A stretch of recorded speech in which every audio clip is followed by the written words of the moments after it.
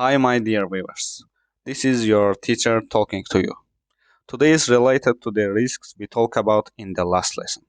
We will learn together what are the new approaches to the risks in the modern era. Don't forget to subscribe to the channel before you start. In order to assess the geological risks of each project in the oil industry, the reliability and quantity of the geological mining data of the investigated field or development facilities should be investigated. Depending on the results, a method for assessing geological risks is chosen.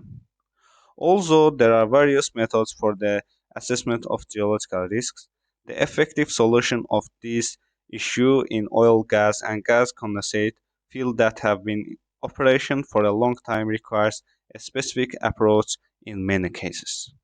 The combination of existing methods and the application of special logical methods were considered appropriate. A new method was developed for the purpose of more reliable assessment of geological risks. The method conforms to the norms of international standards, and the research work was carried out in the following order. Firstly, geological mining data deposits were collected, systemized, and statically analyzed. Next one, based on geological mathematical models. Sensitivity analysis of geological mining parameters affecting the studied process were carried out. Next one. As a result of sensitivity analysis, the degree of influence of the geological mining parameters on the studied process was evaluated by means of tornado diagrams.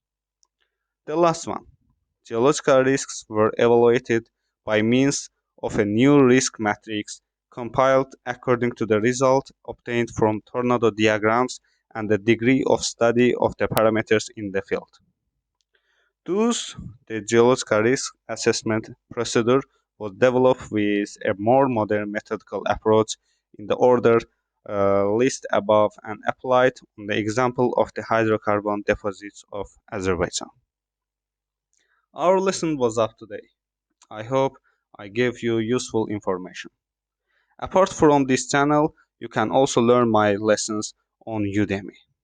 I will post the link of the lesson. Stay tuned. Thanks for watching.